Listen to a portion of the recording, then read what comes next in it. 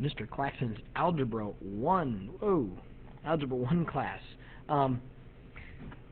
Wanted to talk to you today about using reciprocals in order to solve really any type of equation. Right now we're just solving one-step equations, and I want you to focus on using reciprocals.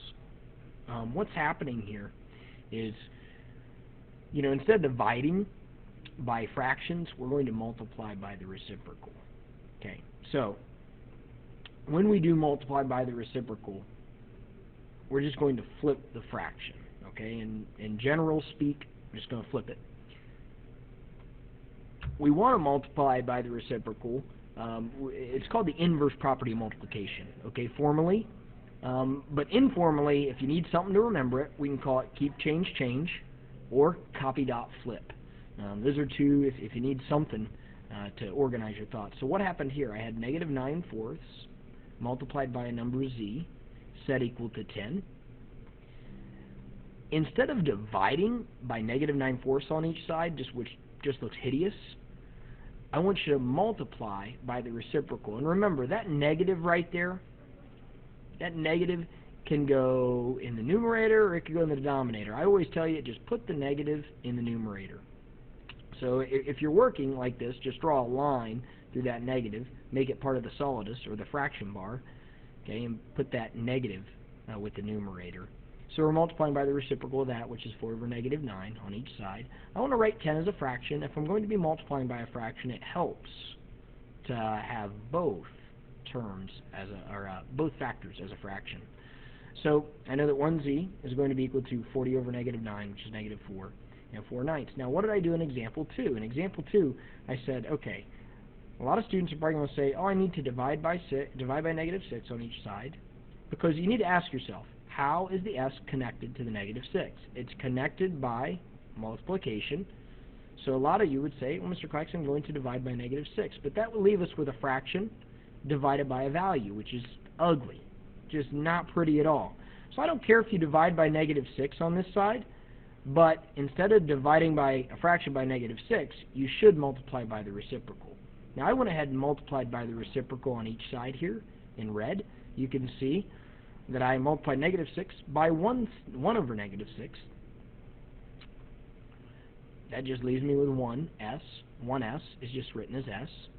And then multiplying by negative 1/6, or 1 over negative 6. On the right side will yield 1 over negative 24, and I can leave it just like that. I want you to think in terms of fractions. With example 10, you see we had 3 times a value c divided by 4, and that's negative. What I want you to do is look at that as negative 3/4 of c. And I know I'm going to be multiplying by a fraction, so I just went ahead and wrote negative 15 as a fraction, negative 15 over 1.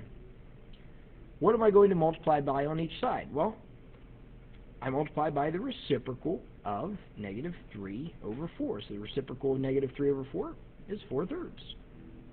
Or 4 over negative 3, rather. And I got to do the same thing on each side. Notice how I went ahead and set my problem up beforehand. I knew I was going to multiply. And understand, that is the exact same thing as dividing by negative 3/4 on each side. Now, when it comes to this, to my solution, to determining my solution, I know that any value multiplied by its reciprocal is just 1. So I know that would be 1c. But really, you don't even need that 1 there.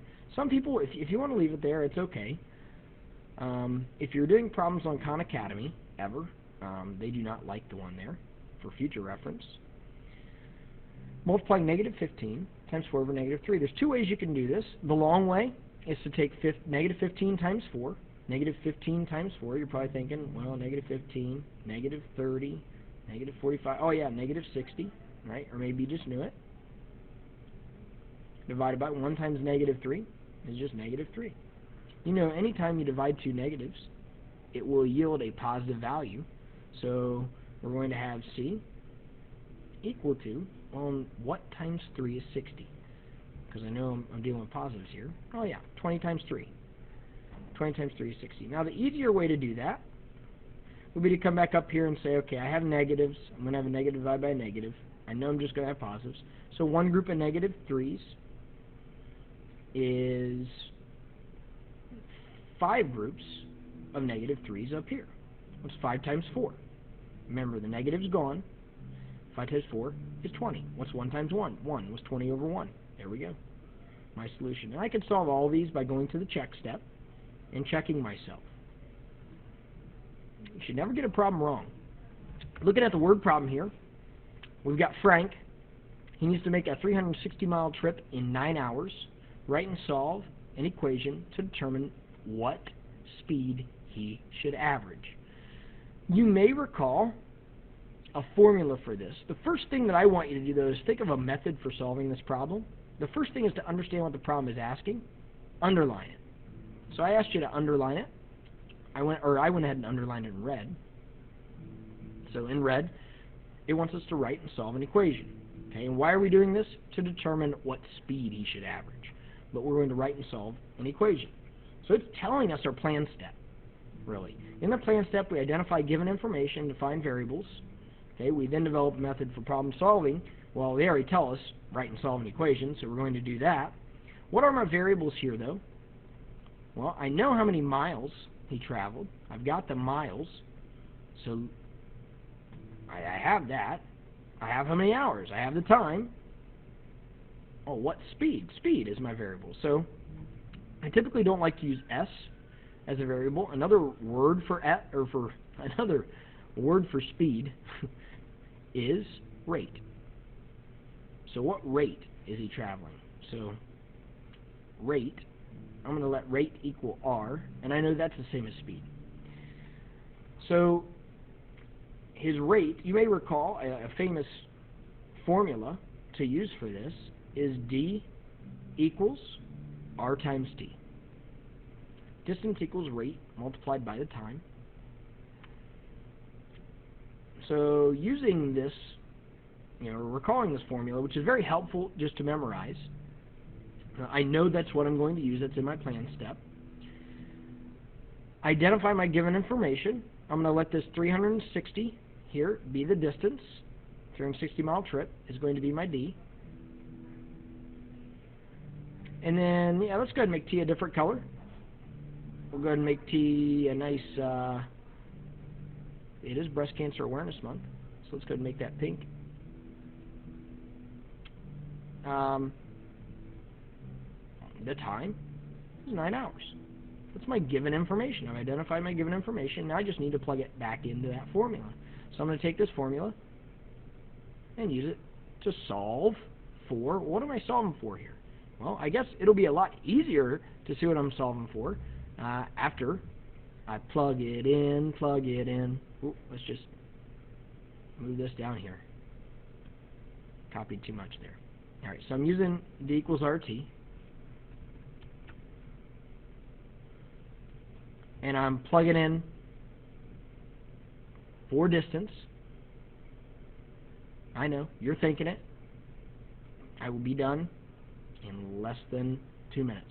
360 for time. Plug it in. 9 hours. And then it's just, all I have to do is solve the equation. So I'm solving this equation for R. Now, how is the 9 connected to the R?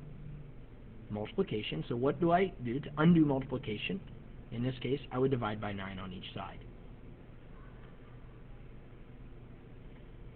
So I'm taking 360 divided by 9. Well, what would be 36 divided by 9? Well, if we just covered up that 0, 36 divided by 9, you might be thinking, well, Mr. Claxon, I know 36 divided by 9 is 4, so 360 divided by 9 would be 40. Now, 40 equals the rate, but I must have units. Well, what should my units be in? Well, I have miles and hours, so I know that I'm going to use 40 miles as a vertical fraction per hour. Okay, and I could check myself by plugging it back into the formula, but that would take me over my 2-minute commitment to you. So, just to review, understand, plan, solve, check your problems for the word problems. What you had for homework was this piece, 60 to 71 all. I know that you'll be able to do it based upon what we've done here. Thank you very much for listening.